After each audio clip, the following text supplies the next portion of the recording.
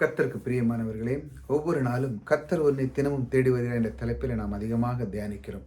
நம் தேவன் நம்மை தேடி வந்து அவருடைய வார்த்தை நம் உள்ளத்திலே விதைக்கிறார். அவர் விதைத்தது மட்டுமல்ல, நம்முடைய உள்ளத்திலே அவர் என்ன செய்கிறார், அந்த வார்த்தை ஒரு விதை, அதாவது ஒரு விவசாயி எப்படி தன்னுடைய நிலத்திலே விதையை விதைத்து அவனுடைய அறுவடையை அவன் எதிர்பார்த்து அவன் அதை வாழ்கிறான போல உங்களுடைய உள்ளத்திலே தேவன் வார்த்தையை விதைக்கிறார். அவர் அதை எதிர்பார்க்கிறார். என் பிள்ளை வளரணும், என் பிள்ளை அந்த நிலைமையிலிருந்து இன்னும் முன்னேற வேண்டும் என்று அவருடைய விருப்பமும் சித்தமாக இருக்குது. ஆகையால் நீங்கள் ஒரு மாதிரி நினைக்கலாம், ஏதோ அப்படியே போயிட்டு இருக்கு. ஆனால் தேவன் உங்களை குறித்து பல திட்டங்கள் வைத்திருக்கிறார். நீ வேறு பாதையில் போனாலும் உன்னை நான் நல்ல பாதையில் இழுத்து உன்னை மேலாக்க தான் என்னுடைய திட்டமே அப்படின்னு சொல்லி அவர் உங்கள் மேல் கரிசனையாக இருக்கிறாங்க. ஆகையால் தேவனுடைய வார்த்தை கேட்குற நீங்கள் மிகப்பெரிய பாக்கியவான். ஏனென்றால் அவர் உங்களோடு உலாவுகிறார், பரிசுத்த ஆவியானவர் உங்களோடு இருக்கிறார்.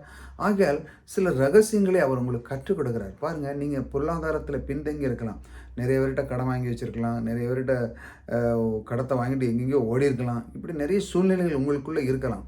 பணப்பற்றாக்குறை இருக்கலாம். மனிதனுடைய வாழ்க்கையில் எல்லாருக்கும் சில நேரத்தில் கோடீஸ்வரனுக்கே பற்றாக்குறை வந்துடுது. காரணம் என்ன? அவன் சில பிரமாணங்களின் அடிப்படையில் அவன் செய்வதில்லை. எப்படி?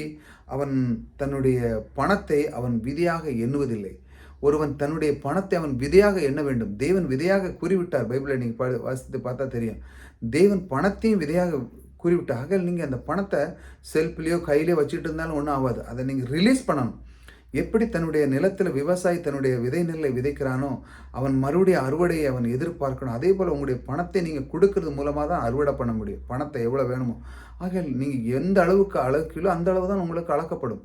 ஆக நீங்கள் எவ்வளோ வேணுமோ உங்களுடைய வாழ்க்கையில் பொருளாதாரத்தில், நான் இந்த நிலைமையில் இல்லைப்பா, நான் இன்னும் பெரிய பணக்காரனாக மற்றவர்களுக்கு கொடுக்குறனாக இந்த ஊரில் ஒரு கிராமத்தில் இருந்தீங்கன்னா இந்த ஊரில் நான் தான் பணக்காரனாக இருக்கணும், அந்த அளவுக்கு நீங்கள் உயர வேண்டும் என்றால் தேவன் சொல்லுகிறார், நீ விதைப்பு அறுப்பை கற்றுக்கொள். நீ என்னைக்கு நீ விதைக்கிறாயோ அன்னைக்கு நீ கண்டிப்பாக அறுப்பு இருக்கும். தேவன் பாருங்க கூடவே அந்த இதை கொடுத்துருந்தார். எது? அது சேர்ந்தே வந்துடும். என்ன? அந்த விருப்பம் கொடு, அப்பொழுது கொடுக்கப்படும். பாருங்க, வெறும் கொடுக்கு மட்டும் இல்லை, விதைப்புன்னா விதைக்கு மட்டும் விதைச்சு வழியை விட்டுரு. விதைச்சுன்னா அடுத்தால அறுப்பு உண்டு இல்லையா? ஆகையால் எல்லா காரியத்திலும் அப்படி தான். நீங்கள் பணத்தை விதைச்சாலும் சரி தான், கெட்ட காரியத்தை விதைச்சா, நன்மை விதை எல்லாமே திரும்ப அமைக்கி குலுக்கி உங்கள் சரி மடியில் கொட்டிடுவாங்க. ஏன்னா அந்த அளவுக்கு தான் இந்த பிரமாணம் வேலை செய்யுது. ஆகையால் தேவன் என்ன சொல்கிறார், தேடி வந்து நீ பிரமாணத்தை அறிஞ்சுக்கோ, சத்தியத்தை அறி, சத்தியம் உன்னை விடுதலையாக்கும் அப்படி சொல்லுகிறார் தேவன். நீ அதை அறிஞ்சுக்கடா. நீ ஏன் அங்கே இங்கேயும் ஓடுறா? நீ உனக்கு செல்வம் இல்லையா? நீ முதல்ல விதை, ஒன்றை இருக்கிற கொஞ்சத்தை பணத்தை நீ எடுத்து விதை அப்படி சொல்லி அவர் அதை கற்றுக் கொடுக்கிறார். ஆகையால் இன்று உங்களுக்கு பொருளாதார பிரச்சனை இருக்கலாம். ஆகையால் இன்று முதல் இப்போ நான் செய்கிற அந்த ஊழியத்துக்காக நீங்கள் உதவலாம், அதற்கான நம்பர் கொடுத்துருக்குறேன். ஆகையால் சின்ன சின்ன காரியங்களுக்கு கொஞ்சம் கொஞ்சமாக நீங்கள் அதை பழகணும், லேர்னில் வரணும். கொஞ்சம் கொஞ்சமாக நீங்கள் விதைக்க ஆரம்பிக்க தேவனுடைய அந்த அன்பை நீங்கள் ருசி பார்க்க முடியும். இல்லைன்னா வெறும் கேட்டுகிட்டே போனால் ஒன்றும் நடக்காது. நீங்கள் அதற்குள்ளே செயல்படணும். தேவன் மேல் பிரியமாக இருந்து தேவன் பிரமாணத்தை அறிஞ்ச நீங்கள் உற்சாகம் பரவசத்துக்குள்ளே வரணும். அதான் தேவனுடைய வார்த்தையை ஒவ்வொரு நாளும் ஏன் தியானிக்கிறோம்? அவருடைய வார்த்தையை பாருங்கள். அதற்கு இயேசு, நானே வழியும் சத்தியமும் ஜீவனுமாய் இருக்கிறேன், என்னையால் இல்லாமல் ஒருவனும் பிதா இடத்தில் வரான். அவர்தான் வழி, அவர்தான் சத்தியம், எல்லாமே அவர்தான். அவரிடத்திலிருந்து தான் நமக்கு ஜீவ ஊற்றே வருகிறது. அவரிடத்தில் சம்பாதிக்கிற பலன் யாரிடத்திலிருந்து? கர்த்தரிடத்துல தான் வருது. ஐஸ்வர்யத்தை சம்பாதிக்கிற பலன் யார் கொடுக்கிறார்? கர்த்தர் கொடுக்கிறார். இன்னைக்கு இருக்கீங்க, பார்க்குறீங்கன்னா யார் கொடுக்கிறார்? கர்த்தர் அந்த பலத்தை கொடுத்திருக்கிறார். எல்லாமே நீங்கள் செய்கிற காரியங்கள் வாய்க்க பண்ணுறது யார் கொடுக்கிறார்? கர்த்தர் கொடுக்குறாருங்க. நீங்கள் காரிய சித்தியாக இருக்கு, அதை நீங்கள் எல்லாத்திலுமே திறமையாக இருக்கிற காரணம் எப்படி? அது கர்த்தர் கொடுத்தது. நீங்கள் ஞானமாக இருக்கீங்க, அறிவாக இருக்கீங்க, புத்தியோடு நடந்து கொள்ளுங்க. இது யார் கொடுத்தது? கர்த்தர் கொடுத்தது. நீங்கள் எல்லா விதத்திலும் நன்மையாக நீங்கள் யோசிக்கிறீங்க, மற்றவர்களுக்கு உதவி புரியுங்க. இது யார் கொடுத்தது? கர்த்தர் கொடுத்தது.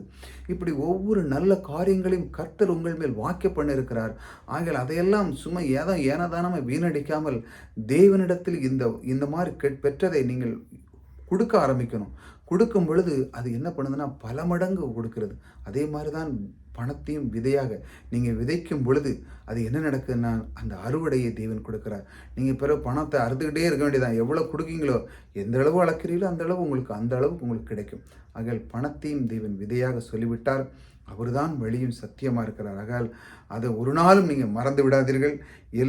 என்னால் இல்லாமல் ஒருவனும் அவரன்றி நாம் பிதாவிடத்தில் நாம் செய்தோம். கிறிஸ்துவை தான் அவர் பார்க்கிறார் பிதா. நமக்குள்ளே அவர் வாசமாக இருக்கிறார். நம்மை விட்டு விலகாதவர். சத்தியத்தை நீங்கள் அறிந்து கொண்டிருக்கிறீர்கள். இந்த மாதிரி அதுக்கு நீங்கள் விதைக்க வேண்டும். அதன் மூலமாக நீங்கள் அறுவடையை தேவன் உங்களுக்கு கொஞ்சம் நெஞ்சம் இல்லை, உங்களுக்கு 1000 மடங்கு பெருக்கத்தை தருகிறவர் உங்களுக்குள்ளே இருக்கிறார். சோர்ந்து போகாதீர்கள். ஒவ்வொரு நாளும் நம் தேவன் பாருங்க தேடி வந்து வார்த்தைகளை கொடுக்கிறார். இதெல்லாம் நீங்கள் வெளியே போய் எங்கே புக் படித்தாலும் உங்களுக்கு எதோ கிடைக்குமா? கிடைக்காது. தேவன் சில உங்களுக்குள்ள உலாவுவதற்கு காரணம் என்ன? உன்னை உயர்த்துவதற்காக. நீ இந்த நிலைமையிலிருந்து எந்த எந்த நிலைமைக்கு கொண்டு வர அவர் விரும்புகிறார் தெரியுமா? 1000 மடங்கு.